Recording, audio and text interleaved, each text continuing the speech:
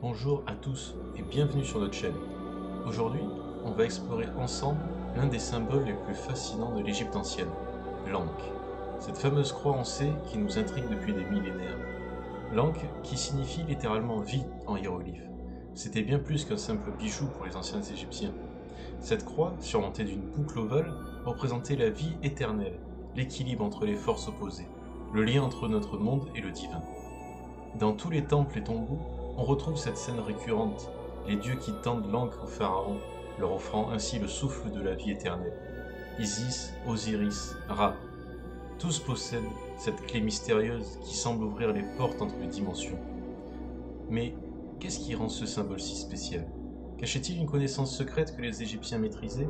Et comment expliquer qu'il continue de nous fasciner autant aujourd'hui? C'est ce qu'on va découvrir ensemble dans cette vidéo. Bienvenue dans cette nouvelle vidéo sur la croix d'Ankh. Donc on va parler de cette croix avec une boucle au-dessus. On l'appelle aussi croix en C. C'est probablement le symbole égyptien le plus connu, mais il faudrait savoir d'où est-ce qu'il vient. Donc ce symbole est vraiment très très ancien. Les archéologues ont trouvé les premières traces de l'Ankh vers 3005 avant notre ère. Tu me coupes, hein, Mika, si je dis des conneries. Non, c'est bon, c'est ça. Mais voilà, généralement, c'est dans ces années-là, sur des objets ou des tombes, carrément. Mais c'est surtout à partir de 2700 avant Jésus-Christ qu'on commence à le voir partout en Égypte. Donc le mot Ankh, en égyptien, signifiait tout simplement vie. Donc, sont pas foulés là-dessus, hein. Donc Ankh, ça signifie vie directement. Et pour les Égyptiens, ce n'était que juste un dessin. C'est littéralement le symbole de la force vitale. Ensuite, on peut parler aussi que dans les temples égyptiens, comme celui de Karnak par exemple, on voit des scènes où les dieux tendent un ankh vers le nez du pharaon. C'est comme s'il lui donnait le souffle de la vie, comme un transfert d'énergie vitale par exemple. Les Égyptiens ne se contentaient pas de dessiner l'ankh, ils en fabriquaient aussi. Donc des ankhes en or, en bois, en pierre, toutes sortes de, toutes sortes de matériaux. Et ces objets servaient dans des cérémonies religieuses. On a même découvert que certains ankhes en métal étaient utilisés comme miroirs rituels pour des cérémonies de purification.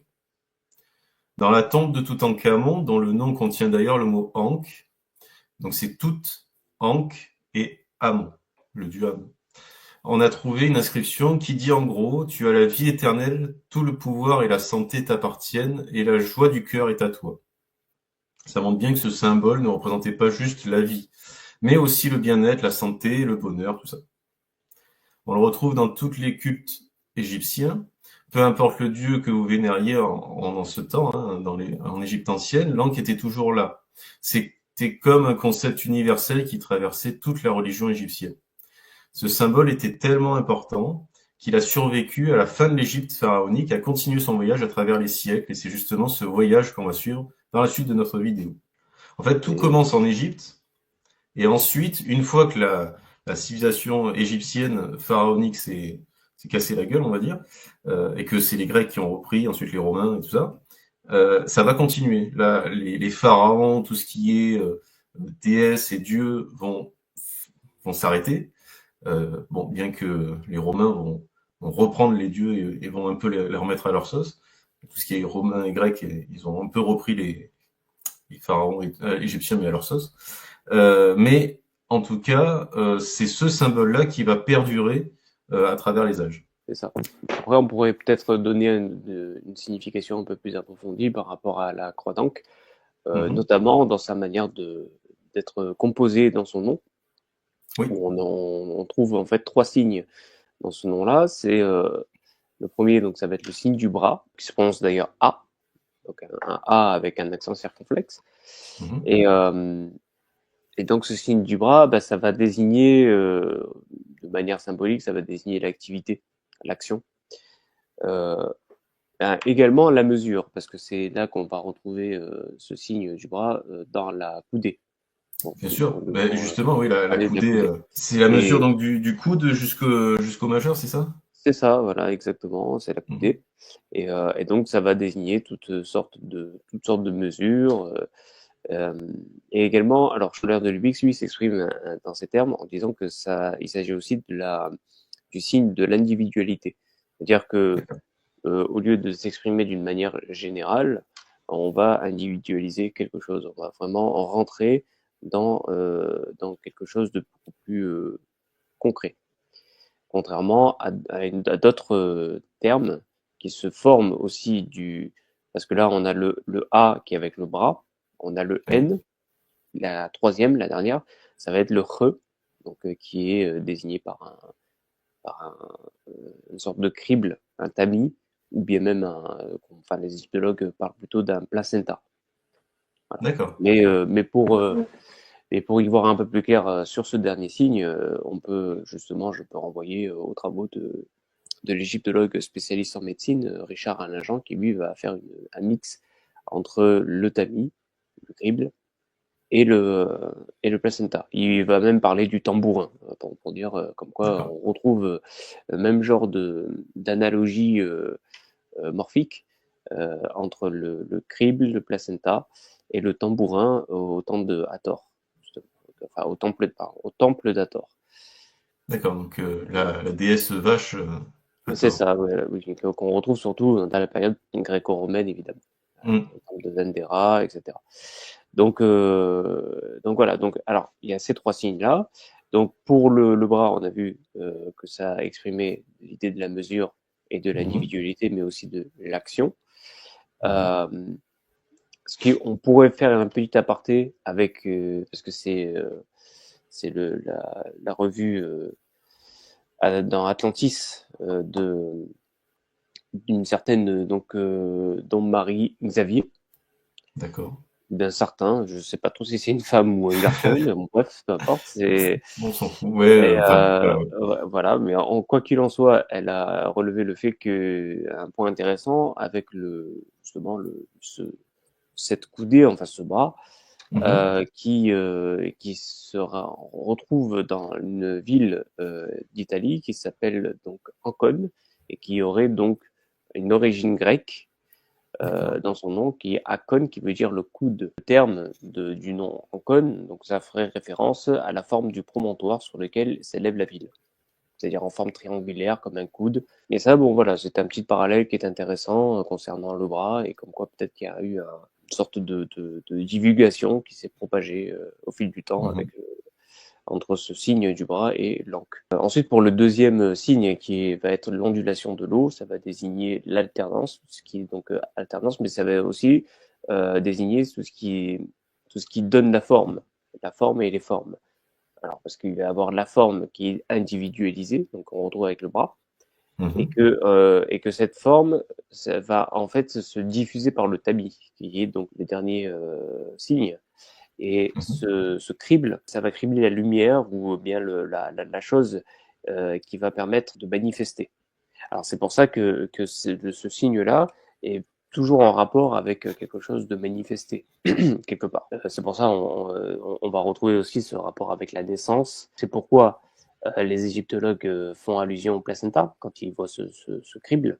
Ils vont aussi le nommer comme étant un placenta parce que les entrelacs des fibres qui composent le crible, des cribles de toute taille, peuvent rappeler en fait la phase fétale et maternelle du placenta. Maintenant, contrairement à, aux trois lettres, c'est-à-dire qui sont d'origine principielle, avec le A, le N et le H, on va avoir là des lettres en gros, on va avoir le A qui, à la place du A normal, c'est-à-dire le signe du A qui est le faucon ou le Mhm. vautour, qui va donc exprimer comment dire, une idée d'ordre principiel, donc de quelque part Mhm. d'universel, donc quelque chose qui ne peut pas être appréhendé d'une manière objectivable, et donc une idée abstraite en gros, et que ensuite on va avoir encore une fois le N qui dévoile l'alternance, la forme ondulée de l'eau, donc le mouvement d'alternance. Et puis ensuite, on en aura le H qui sera donc une sorte de corde entrelacée.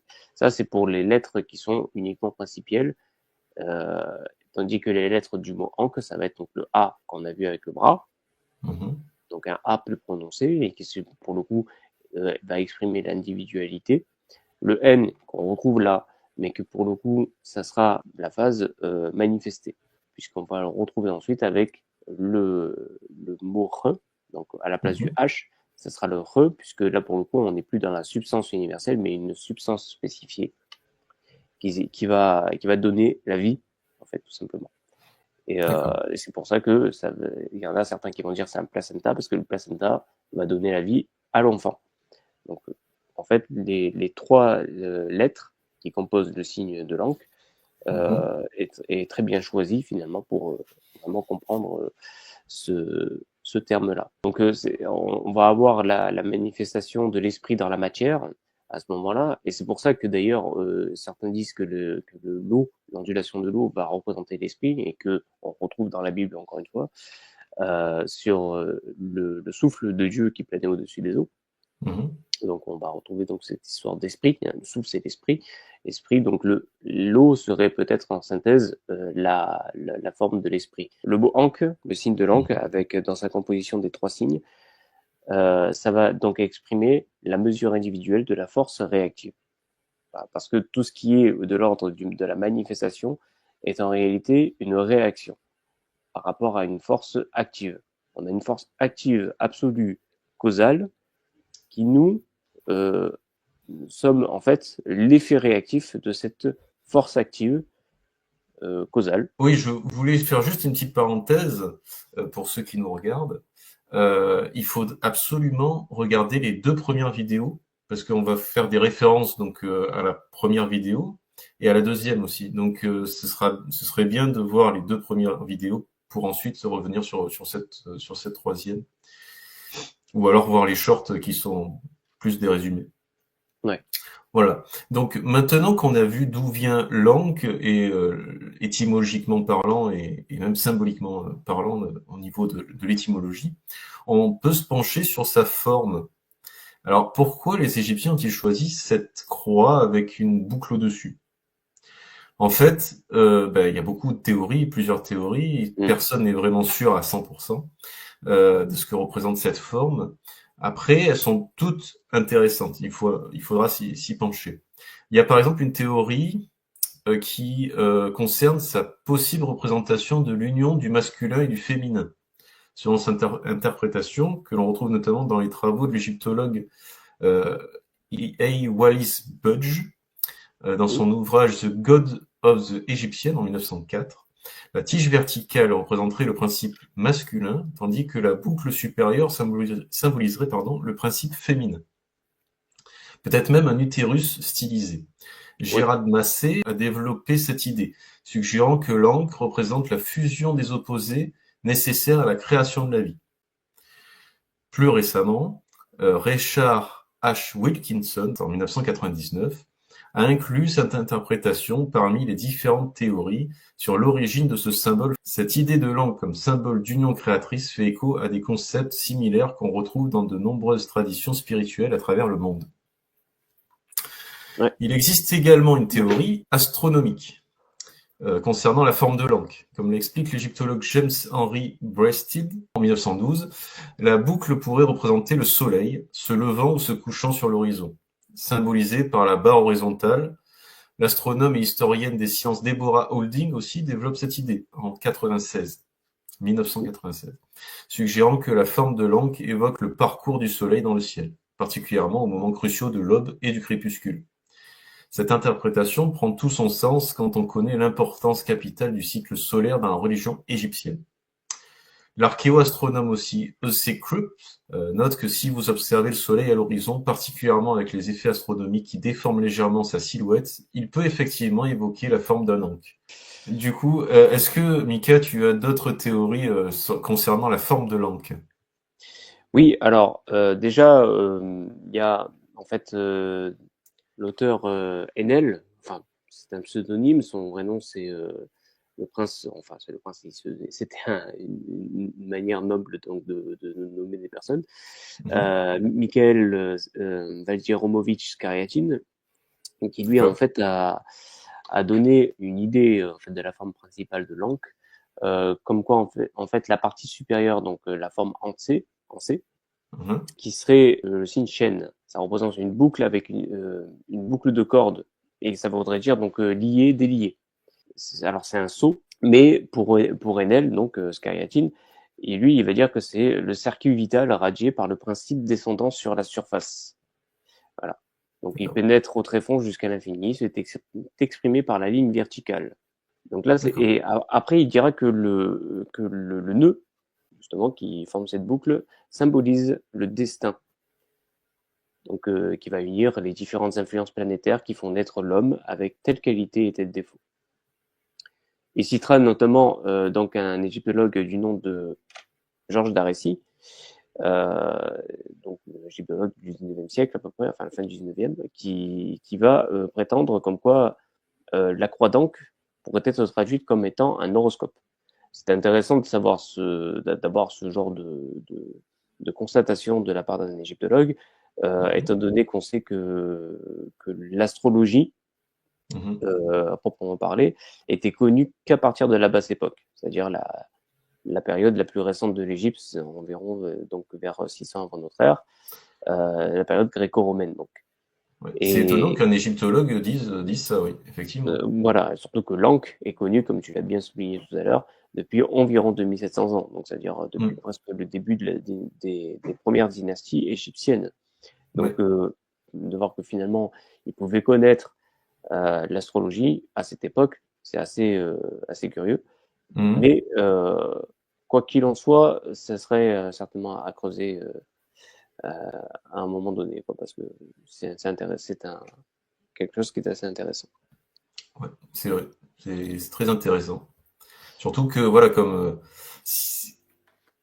c'est quelqu'un quand même qui est un peu dans la sphère un peu archéologie, égyptologie, donc pas vraiment quelqu'un qui part un peu dans des dérives.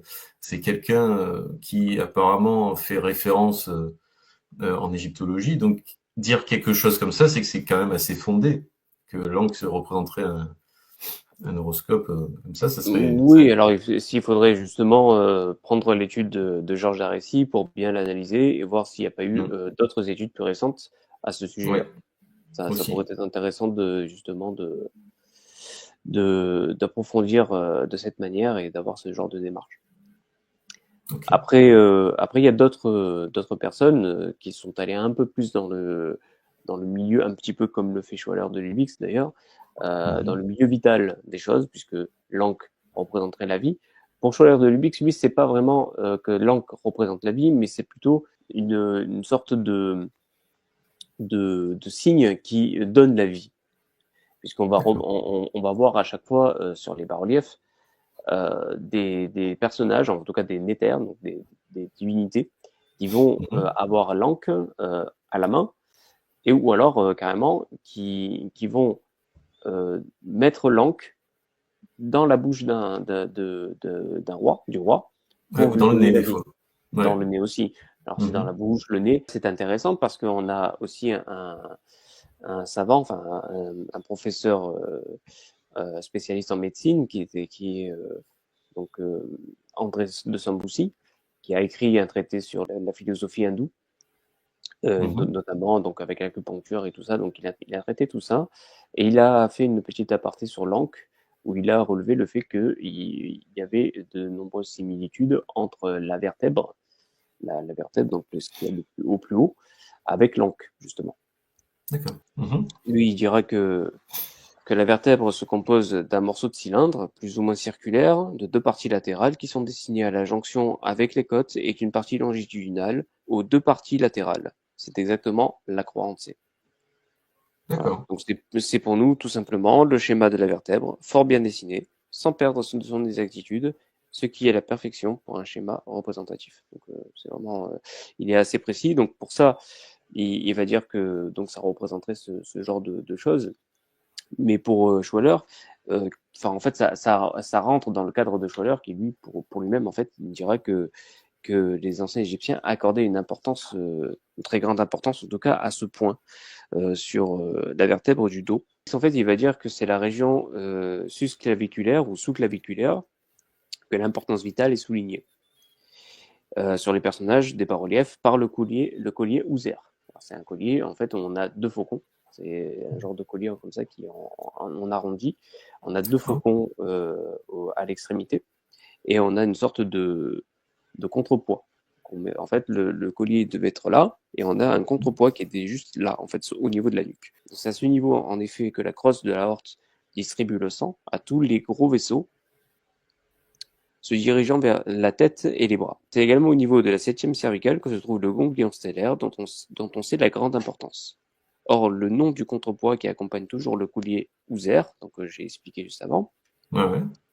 et pend le long de la colonne vertébrale du personnage suffit pour souligner son intérêt vital, qui se dit donc le mantre, nom du contrepoids, donc M. En fait, c'est le mot Ankh accompagné de M, ça fait manque ou manque. Manque. Ouais. Voilà. Nom du contrepoids signifie littéralement pour vivre ou bien pour la vie. Dans les tombeaux égyptiens, ou même pas que dans les tombeaux d'ailleurs, dans les musées, je sais pas si on en voit un peu dans les musées, c'est des repose-têtes. Et ça permet de reposer la tête, mais on le mettait au niveau des cervicales. Alors, est-ce que ça a un Ah rapport? oui, oui, sans doute, oui. Oui, sans doute. Il doit y avoir certainement un rapport avec ça. C'est un demi-sphère, enfin un demi-cercle finalement, et ça se reposait ici pour pas que la tête touche le sol. D'après ce qu'il disait. Après, je sais pas si c'était pareil D'accord. cérémoniel ou est-ce que Ouais. c'était dans la vie de tous les jours finalement, parce que bon, bah, ils avaient pas trop d'oreillers. Est-ce que c'était juste pour soutenir la nuque? Je sais pas. Enfin, je sais pas. Faudra peut-être faire des recherches un peu Oui, plus il faudrait approfondies. peut-être. Ouais, ouais. Il y a aussi une autre importance, que certains vont le qualifier de lumineux. Il y aurait un rapport avec la lumière. Pour l'auteur, c'est Émile Zoldy, Colbert de Beaulieu, donc, qui va essayer d'approfondir ce sujet de lumière. C'est assez remarquable parce qu'il a montré qu'il y avait sur des scarabées, des petits scarabées en fait, dessus on a des sortes de dessins. Mhm. Et c'est là que c'est. Alors, il se réfère à Maspero, à Gaston Maspero, Ouais. qui lui en fait ne sait pas, enfin à son époque. Aujourd'hui, il faudrait voir maintenant les études plus récentes, évidemment. Mais à l'époque de Gaston Maspero, lui, il disait que il comprenait pas ce que c'était ces signes sur les scarabées, parce qu'on voyait plein de signes spiralés. Apparemment, ça avait une grande importance pour la civilisation égyptienne, mais visiblement, les égyptologues à cette époque n'avaient pas d'explication raisonnable concernant ce genre de signes spiralés. Et souvent, alors c'était soit accompagné du scarabée Rhéper, qui d'ailleurs, dans le nom du scarabée, c'est le signe du crible du placenta, donc, qui accompagne le nom de Rhéper, qui veut dire le scarabée, enfin, qui désigne le scarabée et qui va donc désigner aussi la transformation, le devenir de l'être, donc D'accord. à chaque phase des transformations de l'être. Euh, et donc c'est lui qui, selon Rémi Soldi, le scarabée c'est celui qui fait les formes et qui a dans ce, il parle en fait de la forme comme étant quelque chose de lumineux. C'est pour ça qu'il va jouer.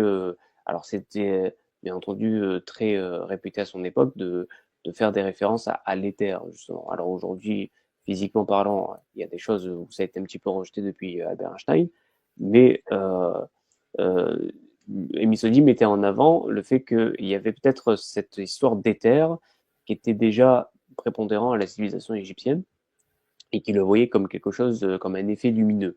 Parce que pour lui, il pensait que, alors il se réfère à un autre traité de physique qui est celui de Adolphe Ganot, qui, euh, qui en fait, il voyait qu'avec des verres superposés, des verres de cristal superposés, ça faisait quand on mettait une lumière polarisée sur ces verres de cristal, ça faisait comme des espèces de spirales, justement. Ça faisait comme des couches de corps, comme s'il y avait plusieurs corps qui s'enroulaient comme ça et qui donnaient des formes, tu vois. D'accord. Donc, et pour Émile Soudi, il pense que les anciens Égyptiens pouvaient avoir vu ça dans une bouteille tout simplement en verre et qu'ils utilisaient le verre pour voir la lumière du soleil à travers ça et ça faisait donc cette espèce de forme spiralée qu'ils ont ensuite reproduit en accompagnant l'encre justement très souvent. D'accord. Donc c'était des formes lumineuses spiralées qui accompagnaient l'encre et qu'ils ont redessiné sur les scarabées.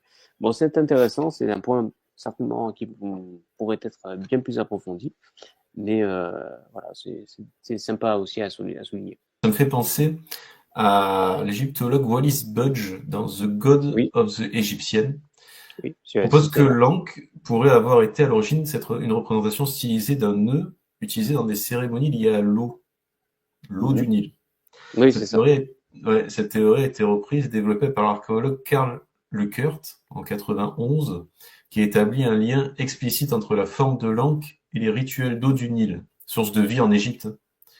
L'historien des religions Mircea Eliade, aussi, dans l'histoire des croyances et des idées religieuses en 76, souligne également l'importance symbolique de l'eau du Nil dans la religion égyptienne et son association avec les symboles de vie comme l'Ankh. Le Nil était vital pour les Égyptiens, était littéralement la source de toute vie dans cette religion désertique. On comprend mieux pourquoi un symbole potentiellement lié à l'eau pourrait devenir la représentation même de la vie. Oui, oui, bien sûr. Il y en a qui, je vais dire, qui l'appelaient la clé du Nil, et que c'est les prêtres en fait qui étaient les gardiens de cette clé-là. D'ailleurs, on avait dit tout à l'heure que, enfin, avant de tourner, que ça faisait référence à une clé, hein. Vraiment. Que si on Bien le sûr. prend par le manche, ça fait comme une clé. C'est On marrant. pourrait y voir même une serrure, puisqu'il y a Une notamment serrure aussi, ouais. certaines régions, notamment au Japon. Alors il y a des tombeaux qui ressemblent même légèrement à des serrures. Alors ça dépend sur certains angles. Il y a d'autres angles non, mais voilà, il y en a certains qui ont constaté ce fait. Donc il y a cette forme de serrure qui pourrait faire penser à l'encre. Ouais. Après, il y a une autre théorie de Sir Alan Gardiner. Ça suggère que la forme de l'encre pourrait dériver d'une sangle de sandales nouée. Alors ça paraît bizarre aujourd'hui, mais les sandales étaient très importantes dans une culture où marcher pieds nus sur le sable brûlant était une nécessité. C'est ça. C'est surtout parce qu'il y avait très souvent le roi en Égypte ancienne était accompagné d'un porteur de sandales. C'était la personne qui portait les sandales. Tu le vois très souvent figurer d'ailleurs dans les premières palettes, les préhistoriques, enfin des premières dynasties plutôt, comme la palette de Narmer. On va avoir un porteur de sandales qui est juste derrière le roi. Et pourquoi? Parce que le roi devait donc être revitalisé. On a encore ce rapport avec la vie par la terre, puisqu'ils avaient dans la croyance comme quoi la terre revivifiait à partir de la plante des pieds leur corps. Donc toujours ce rapport avec la vie quelque part qu'on va retrouver dans la sangle de sandales aussi. Alors un dernier truc avant de passer à un autre chapitre, ce serait un aspect de proportion mathématique.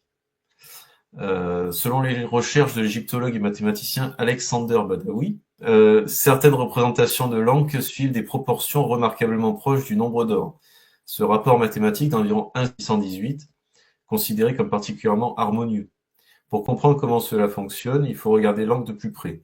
Si nous mesurons la hauteur totale du symbole et la division par la largeur de la boucle supérieure, nous obtenons dans plusieurs exemples bien préservés un ratio très proche de π, le fameux nombre d'or.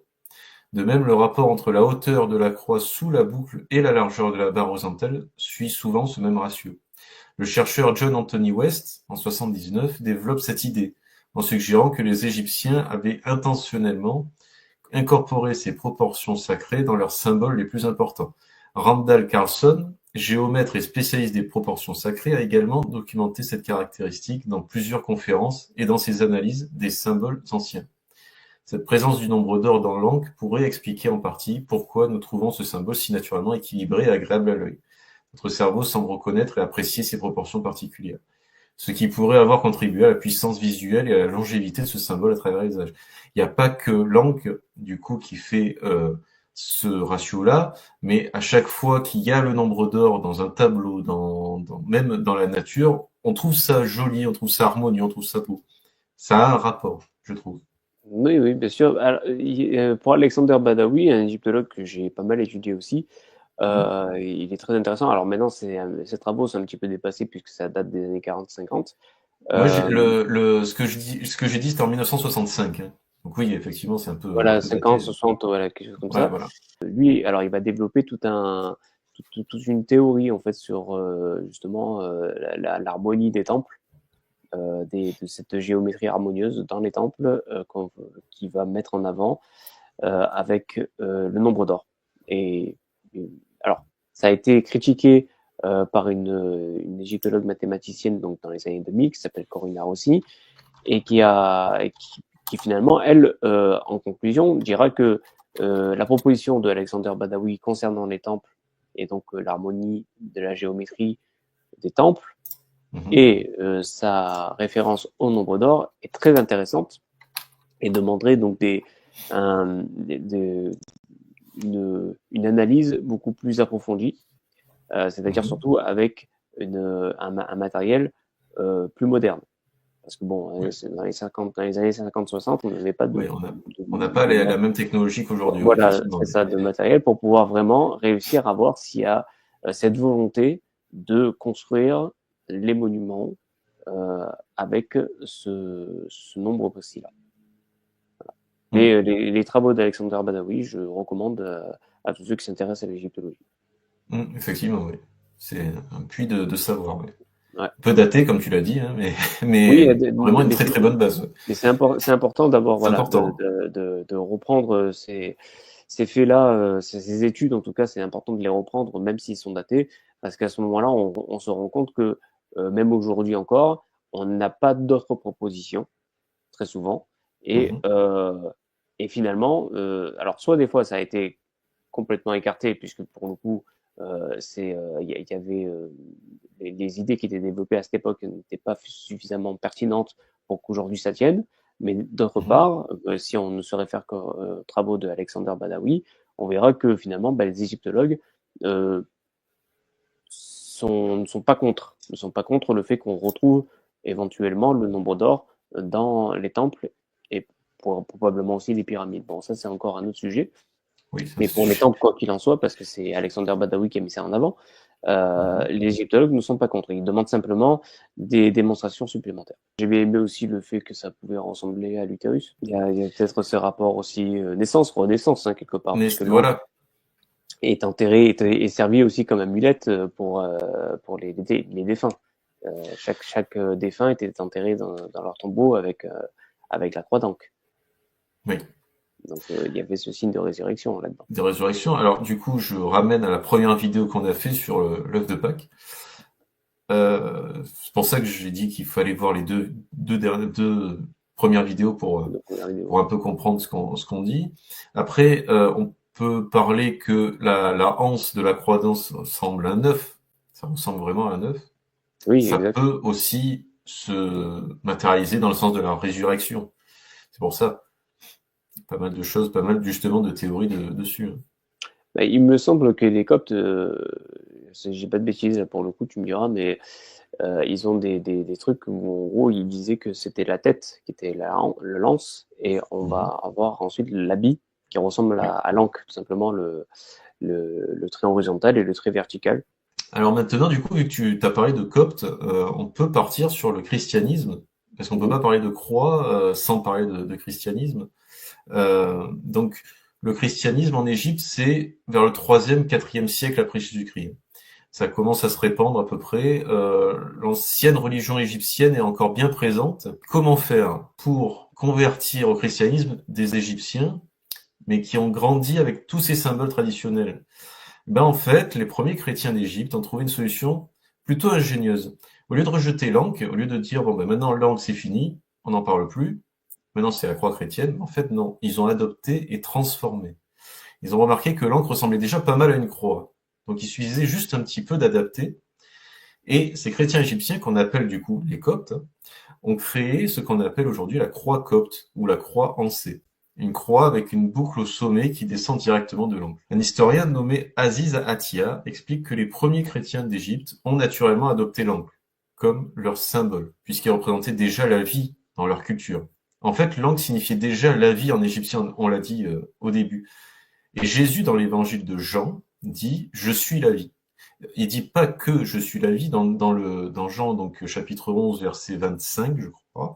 C'est Mhm. je suis la résurrection et la vie. Donc en fait, c'est vraiment la Oui, croix il y a porte encore oui, il y a encore cette filiation avec la résurrection qu'on va la résurrection, retrouver exactement. Ouais. ouais, dans les tombeaux, etc. Bien sûr, bien Donc sûr. c'était assez facile pour eux pour dire bon ben voilà la croix d'angle, Jésus, ben voilà c'est pareil quoi. On dit la même chose en fait. Il Oui. y a aussi des témoignages de l'époque. Un père de l'Église nommé Clément d'Alexandrie, qui vivait au IIe siècle, parle dans ses récits des hiéroglyphes sacrés qui préfigurent nos mystères. Pour lui et d'autres, ce n'était pas un hasard si l'encre ressemblait à une croix. C'était une sorte de préfiguration divine, comme si Dieu avait préparé les Égyptiens à recevoir le message chrétien. Alors pour Clément d'Alexandrie, c'est intéressant parce que c'est un prêtre d'église que j'ai pas mal étudié aussi. Ouais. C'est surtout concernant en fait l'écriture égyptienne. Quand il Mhm. a développé cette chose-là, lui, il voit 4 formes de lecture par rapport à l'écriture égyptienne. Ça a été traduit dans un premier temps par Letron, qui a été analysé par Champollion. C'est d'ailleurs Ouais. là qu'on va voir en fait le terme d'anaglyphe associé donc à une forme de lecture hiéroglyphique Ouais. euh, que les égyptologues nommeront plus tard la cryptographie. Mais il y a aussi une autre traduction de Clément d'Alexandrie à ce niveau-là, c'était celui de très peu connu de De Bruyère. D'accord. C'était un autre savant du 19e siècle qui avait proposé en tout cas une traduction de Clément d'Alexandrie très intéressante, qui demanderait également à être analysée plus en profondeur. C'est un peu dommage que ces personnes-là soient un peu oubliées et perdues, parce Oui. que ça pourrait être très intéressant à traiter aujourd'hui. Ben voilà. Alors après, les chrétiens coptes en adoptant l'encre, hein, ont pu créer leur propre identité distincte. Ils n'étaient pas juste des chrétiens comme les autres, hein. Ils étaient des chrétiens égyptiens avec leur propre héritage culturel. La croix en C est devenue un symbole de cette identité unique et on la voit encore aujourd'hui dans des églises coptes.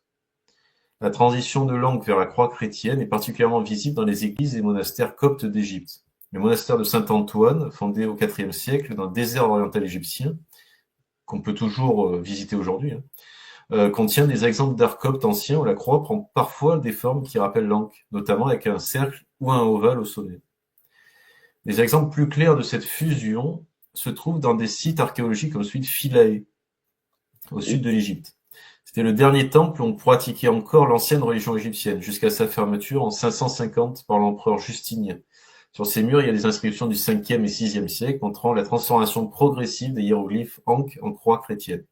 L'historien David Frankfurter, dans son ouvrage Religion in Roman Egypt, en 98, documente comment, à Philae, les premiers chrétiens ont modifié des ankh existants en croix, illustrant visuellement cette transition religieuse.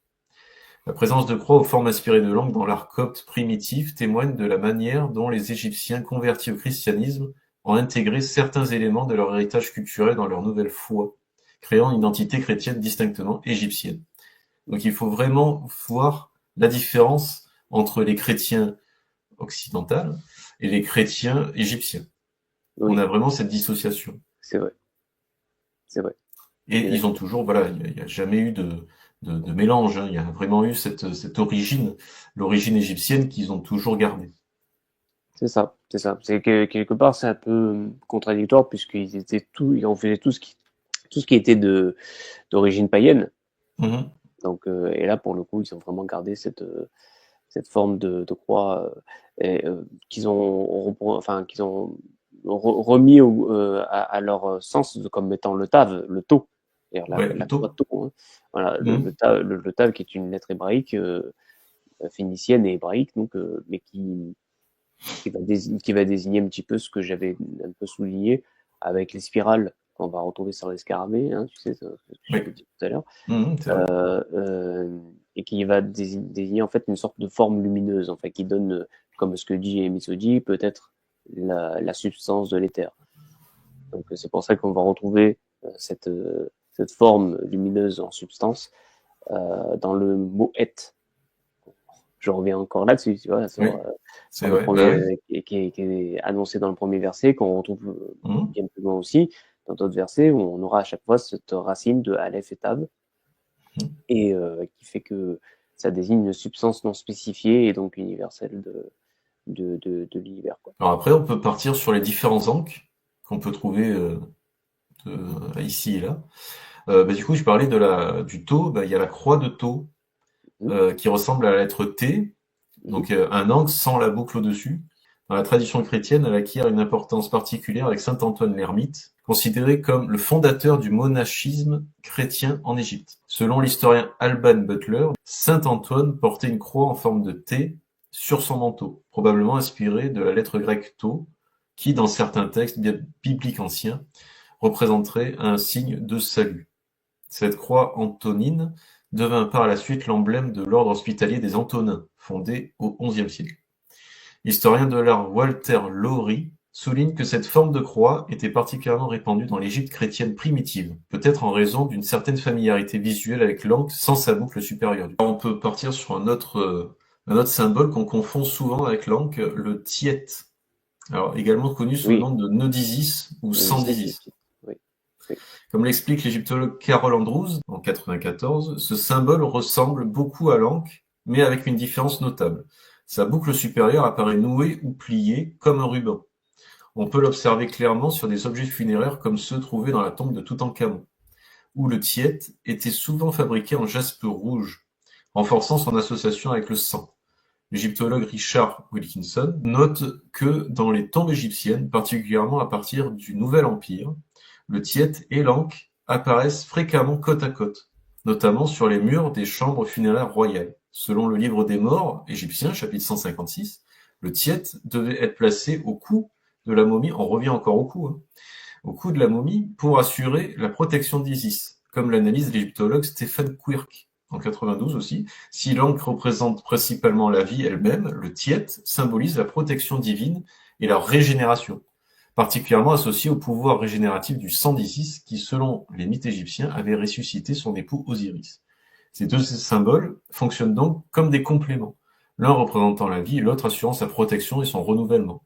Oui, oui, c'est un signe très intéressant, le tiet, le tit, qu'on peut associer aussi quelque part avec le chêne, hein, quand on en a parlé tout à l'heure. D'ailleurs, on revient sur le chêne avec cette boucle qui, selon Enel, donc Michael Vajiromowicz Skyatin, dira que c'est en fait la boucle de la destinée, du destin de l'homme, et que finalement, ce chêne, ça va être une boucle avec la barre horizontale qui est attachée et que en fait on va retrouver d'une manière allongée dans le cartouche, au niveau du cartouche où on mettra le nom. Comme quoi en fait le nom du roi qui sera indiqué dans le cartouche serait déjà enfermé dans sa destinée. Et donc encore on a cette notion d'astrologie dans cette notion que développe Enel. Donc le cartouche serait un encre en fait avec le nom gravé Ce sera dans la l'anse. boucle, c'est la boucle de l'encre, en fait. Ce serait la D'accord. boucle de l'encre qui. Alors, je sais pas si je vais parler aussi du hiéroglyphe ça, parce que du coup, puisqu'on y est, on pourrait aussi. Alors je l'ai pas, non. D'accord. Bah, le hiéroglyphe ça, c'est une sorte de couverture que que les bergers enroulaient, en fait, enroulaient autour de la nuque. D'accord. Voilà. Et donc, il y avait ce rapport du fait que ça protégeait la nuque, mais qu'en même temps, c'est là où se trouvait précisément, alors ça c'est toujours, ça revient sur Schiller de Lubix, c'est là où se trouvaient en fait les ganglions cervicaux, donc qui vont innerver le cœur. Voilà, c'est pour ça qu'il y avait, c'est comme ça, et puis ça allait sur la poitrine. On mettait comme ça, et ça faisait comme une écharpe, et ça allait sur la poitrine, et ça se tournait comme ça. Et ça ressemble énormément au signe de l'Ankh, qu'on va retrouver également aussi chez la déesse Taouret. On voit en fait la déesse hippopotame, qui repose ses bras sur ce signe, sur le signe ça, qui va aussi désigner le dos. Ça veut dire aussi le dos. D'accord. Encore une fois, les cervicales, le dorsal. Cervicales, c'est ça exactement. Voilà, comme quoi il y a vraiment un rapport. Il y a vraiment un lien vraiment fort. C'est ça. D'ailleurs, si on veut rentrer dans une tradition kabbalistique, on va parler de l'os de la résurrection dans la tradition kabbalistique. Dans le Midrash en particulier, on va parler de ça. On dit qu'il y a un os qui repose au niveau de la nuque et qui permettra la résurrection des morts à la fin des temps. Donc on a encore ce rapport ankh-résurrection et os cervical. Et os cervical, oui. Voilà. Il y a vraiment un lien. Ouais. Du coup, il y a un autre symbole de l'Ankh qui n'est pas un Ankh spécialement, mais en Mésopotamie, ça représente une sorte de similitude visuelle, mais qui soit fondamentalement différent. Le plus notable est le Rodenring, donc le bâton et l'anneau, visible sur la célèbre stèle de Hammurabi vers 1760 avant Jésus-Christ. Conservé au Louvre, ce symbole est généralement tenu par le dieu Shamash, qui le présente au roi, symbolisant l'autorité divine conférée au souverain. Un autre exemple est le nœud sacré associé à la déesse Inanna ou Ishtar, que l'on peut observer sur des reliefs comme ceux du palais d'Assur-Nassir-Pal II à Nimrud, Bien que ces objets comportent des éléments circulaires et des tiges qui peuvent évoquer visuellement l'Ankh, leur contexte culturel, leur usage rituel et leur signification symbolique sont tout à fait distincts du symbole égyptien.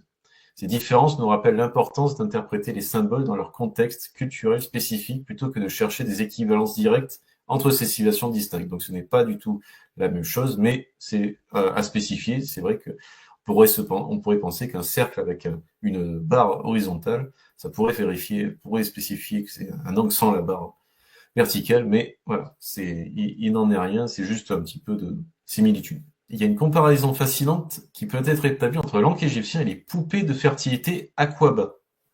Donc on a parlé que ça représenterait peut-être une tête avec des bras et un corps, et en fait, ils l'ont vraiment poussé à l'extrême, c'est le peuple Ashanti au Ghana. Ces sculptures en bois, dont la tradition remonte à plusieurs siècles, présentent une forme étonnamment similaire à l'Ankh. Une tête discoïdale, plate, surmontant un corps en forme de croix avec des bras horizontaux, comme l'a documenté l'anthropologue Herbert M. Cole. Ces poupées sont traditionnellement offertes aux femmes désirant concevoir et aux femmes enceintes pour assurer une naissance heureuse. Donc on a ce rapport-là avec du coup la résurrection, avec la naissance.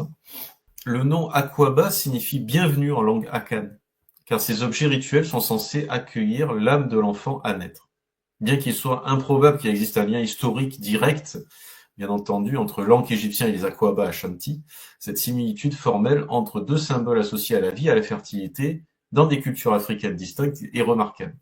L'ethnologue Marcel Griol, 1947, suggère que de telles convergences symboliques pourraient refléter des archétypes visuels profondément ancrés dans la psyché humaine, particulièrement en ce qui concerne les représentations de la vie et de la naissance. Ces différences nous rappellent que malgré certaines ressemblances superficielles entre les symboles de différentes cultures, chaque civilisation a développé son propre langage symbolique adapté à sa vision du monde et à ses croyances particulières. Peu importe la culture ou l'époque, ces symboles semblent toujours liés à des concepts de vie, de fertilité, d'union des opposés, on en a parlé. C'est comme si au fond l'humanité entière partageait un langage symbolique commun au-delà des différences culturelles.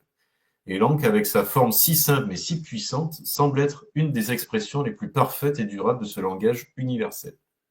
Eh bien, je pense que ça pouvait être la meilleure conclusion qu'on peut faire pour une vidéo.